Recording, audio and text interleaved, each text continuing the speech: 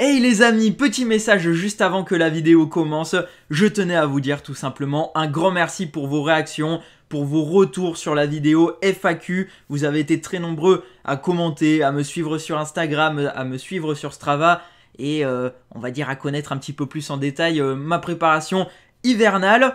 C'est la toute première vidéo en caméra embarquée, en course sur ma chaîne YouTube. Cette course a eu lieu début 2019. Donc oui, ça fait très longtemps.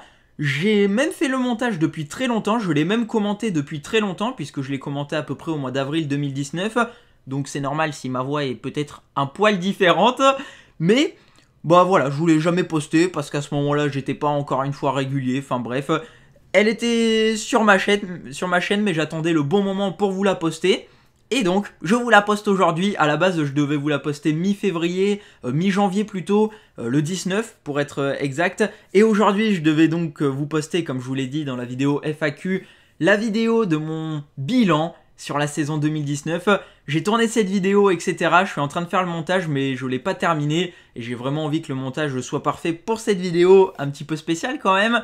Donc, en attendant, je vous poste cette vidéo, j'espère que ça vous fera plaisir. En caméra embarquée, c'est parti! Ah oui, j'ai oublié aussi de vous dire, ce week-end, j'ai un stage de cohésion avec mon nouveau club, ma nouvelle équipe. Donc n'hésitez pas à me suivre sur Instagram pour suivre ça de plus près. De toute façon, j'en ferai une vidéo. 5, 4, 3, 2, 1, partez, bonne route. On peut les applaudir, ils sont plus de 110 ici pour se souvenir à Belle-Laporte. Regardez ce beau peloton multicolore, alors que devant on est à fond, derrière on n'a pas encore enclenché les pédales, avec notamment les coureurs de Sally qui sont dans les dernières positions. Salut tout le monde, j'espère que vous allez bien. Aujourd'hui on se retrouve enfin en caméra embarquée pour le résumé de la course du Haillan en 2-3J. Le rendu est vraiment propre avec les km/h, le circuit en haut à gauche, etc. N'hésitez pas à me dire si vous voulez que je rajoute des données comme la pente. Bon, aujourd'hui sur ce circuit, ça sert un petit peu à rien puisque c'est plat, ou bien la température, ce genre de choses. J'espère que ça vous plaît et explosez la barre des likes pour me le faire savoir et en laissant votre avis dans l'espace commentaire. C'est parti pour le résumé. Cette course a été organisée par l'UC Haillan Saint-Médard le 7 avril. Oui, ça fait déjà plus d'un mois. Mais voilà, hein, l'organisation, moi, c'est pas trop mon fort avec les cours. Et si vous vous en souvenez, c'est le club également qui avait organisé la course de Saint-Aubin-de-Médoc. D'ailleurs, un grand merci à eux pour l'organisation. C'était une super après-midi de vélo. Et pour m'avoir aussi laissé filmer, nous étions environ 100 au départ. J'étais cette fois-ci accompagné de 2 coéquipiers, Maxence et Gabin, vous connaissez à les connaître. Le parcours ne correspondait absolument pas, une course en circuit longue de 98 km, 44 tours de environ 2,2 km, donc ça c'est court, un parcours tout plat avec 3 grosses relances et 2 ronds-points pour purs rouleurs et coureurs puissants. En plus, le week-end précédent, je n'avais pas pu courir, mes roues n'étant pas réparées à cause de la chute.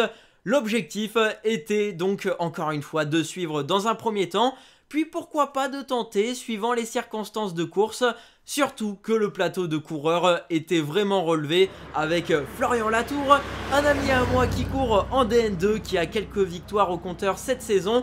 Je m'entraîne beaucoup avec lui en ce moment et il me donne de précieux conseils, merci à toi.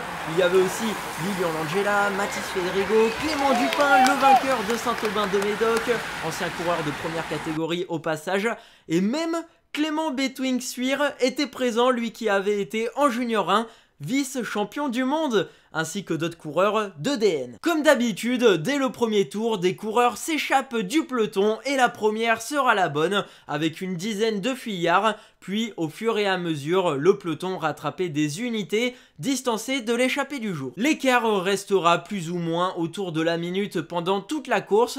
Voilà les gars, les motos qui arrivent sous cette pluie, environ le 14e tour ou 15e, l'échappée qui est vraiment partie là, avec une quinzaine de coureurs, hop,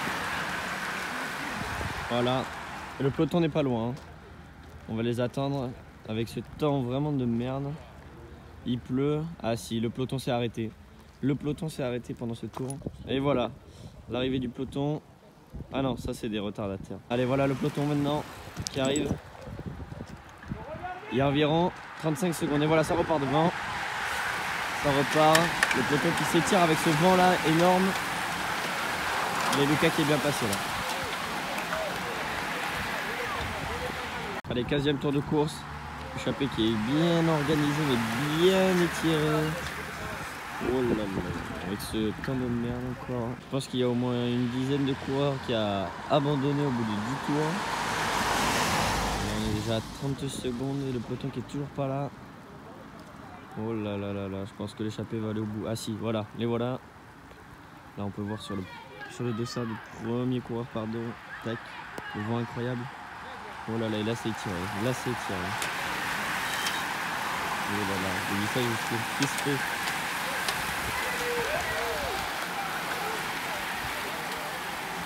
Magnifique. C'est bon, j'ai vu que c'est bien replacé quand même. Derrière, dans le peloton, durant les 30 premières minutes, je n'étais vraiment pas bien, les jambes dures, alors que je m'étais bien échauffé à environ 25 minutes. J'étais mal placé et subissais toutes les relances possibles dans les 10 dernières positions. Puis, au fur et à mesure, je me sentais plutôt bien. J'ai pu remonter à l'avant du peloton au bout de quasiment 1 heure de course. Oui, j'en ai mis du temps. Pourtant, lorsque j'analyse les données Strava, le peloton n'a pas ralenti. On a roulé à la même vitesse à chaque tour. 2 minutes 58 pour le meilleur, à 45,2 de moyenne au kilomètre 20. Et entre 3 minutes 5, donc 43,5 de moyenne, et 3 minutes 10, 42,3 de moyenne. Donc en soi, ça n'a pas ralenti, ça n'a pas accéléré. Tout ça pour dire que je ne comprends pas trop. Mes jambes n'étaient sûrement pas totalement chaudes. Je suis peut-être un petit diesel. Hein. Là, la course qui part un peu en couille, il y a des voitures de partout. Et là, ça repart. Hein.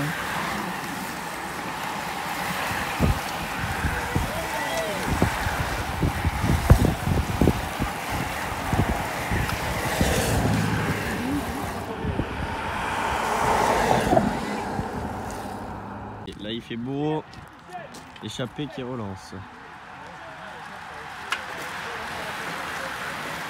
Le beau temps est revenu, il y a 40 secondes d'écart. Hein. 40 secondes d'écart, même 50. Hein. Oh là là, 50 secondes, c'est mort.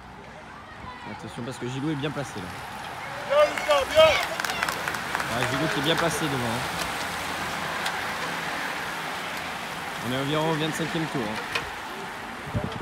À l'avant de la course, Anthony Delaforge désorganise un peu l'échappée en attaquant à 30 km de l'arrivée. Par la suite, ses anciens compagnons reviennent, mais seulement 30 secondes d'avance sur le peloton. Malheureusement, la batterie de la caméra n'a tenu que 40 minutes, mais c'était sans compter sur JC qui était sur le bord de la route et qui a pu filmer des séquences en les commentant d'ailleurs, c'est assez marrant, surtout que par la suite, la pluie faisait son apparition. Allez, 26e tour. L'échappée qui est déjà passé. Gilou qui était bien placé au 25e. Est-ce qu'il n'aurait pas attaqué? On va voir ça de suite. La moto. Qui c'est qui va être devant? Non, il n'est pas attaqué. Il est très bien placé là, top 5. Attention, petite attaque à droite. Et Gilou qui suit, hein. Il saute direct dans la roue. Allez, allez, allez, allez, allez. Allez, il est bien, il va combler le petit trou là. Ça relance dans le peloton. Hein. Petite rectification, là on entame le 22e tour. Hein. Donc on avait 5 tours d'avance, pardon. Oh là là, ça relance devant. Ça relance fort. Hein. Ça s'étire avec le vent, ça s'étire. Là ça a l'air dur derrière. L'échappée qui est passé, on est à peu près au 30e tour environ. Il y a le SAMU qui vient de passer, j'espère que c'est pas pour la course. Hein. Avec le beau temps qui est revenu. Comme quoi ça va vite. Hein. Allez, il se regarde, ça se regarde devant malheureusement. Avec ce peloton qui est très étiré. Et Gilou qui s'est replacé à l'arrière pour pas subir ce vent. Attention, cassure! Oh là là, il y a un petit trou. Non, ça devrait aller. Mais à 5 tours de l'arrivée, Florian vient me voir au milieu du peloton car j'ai toujours du mal à me placer dans le final d'une course et me dit « Tu veux faire une place ?» Évidemment je rigole, je lui réponds oui et il me dit « Suis-moi alors ». Il faut savoir que Florian se balade réellement dans ce genre de course hein, puisqu'il court généralement en élite. Il met le 53-11 sur le plat, il fait plus d'1m90. je prenais pas du tout le vent, hein. On était à plus de 50 km/h, j'étais derrière lui en moulinette, pire que Froome, avec mon 52-15. J'arrivais pas à passer le 14, je sais pas pourquoi. Donc pour la petite parenthèse, 52-14, c'est le braquet junior. Sur ce genre de course, je peux mettre le 11, mais je préfère m'habituer à ce braquet et à travailler ma vélocité. Mais c'est vrai que des fois, ça peut un petit peu me bloquer, quoi. Ils sont à 4 tours. Allez, je veux tous vous entendre. 4 tours, messieurs, 4 tours. 4 tours, on les applaudit, on les encourage. Ils ont fait le spectacle de bout en bout. Ils ont vraiment donc donné le meilleur d'eux-mêmes. On ne sait pas qui va s'imposer ici même. En tous les cas, ça leur a fait chaud au cœur. Je peux vous assurer que lorsqu'on est sur le vélo, on est en fin de course, on commence à être particulièrement entamé. Et bien, quelques applaudissements, ça réchauffe les corps, ça réchauffe les cœurs. Alors que le peloton est là. Eh bien écoutez, vous l'avez bien fait pour les échappés, on va faire la même chose pour le peloton à la République. On les applaudit, ils sont à 4 tours, 35 secondes. On les applaudit, 35 secondes, 35 secondes. Alors qu'on retrouve maintenant Rémi Verhoeven qui amène le peloton, 35 secondes, 35 secondes. Allez, ça peut rentrer, 35 secondes. Voilà, donc... Voilà, quel beau spectacle qui nous est livré aujourd'hui sur les routes ayanaises. Merci public, vous êtes sympa, vous êtes formidable. On fera la même dans... Il me remonte donc dans les 20 premières positions, j'étais à bloc. Et au moment où il remonte dans les 5 premières positions, je craque. J'ai pu quand même, grâce à lui, grappiller une 10e de place pour me replacer. Le dernier sprint est classement du meilleur sprinter. Il est toujours seul en tête, mesdames, messieurs. Donc, Anthony Delaforge. Anthony Delaforge, 2 tours, Anthony. 2 tours. 2 tours. À 2 tours. Regardez derrière, il y a des points à aller chercher pour le sprinter, là. Avec Rubio sur le côté droit de la route. Là. Non, il regarde, il contrôle Boucher, voilà. Voilà, c'est fait maintenant pour le classement. Et vous voyez, tactiquement, vous avez vu que notre ami Philippe Rubio, regardez un petit peu l'agissement donc de Boucher. Voilà le peloton. Le peloton, combien? 25 secondes, 25 secondes. 25 secondes, messieurs, 2 tours. 25 secondes, 2 tours. Ça peut le faire. Ça peut le faire. 25 secondes, 2 tours. 2 tours. 2 tours.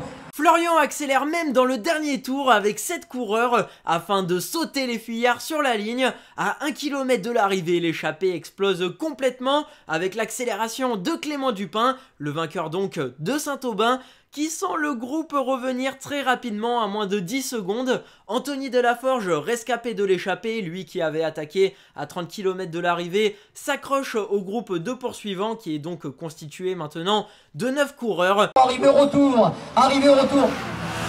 Arrivé au retour, arrivé au retour, dernier tour, Dupin Beucher de la Forge. Voilà pour être...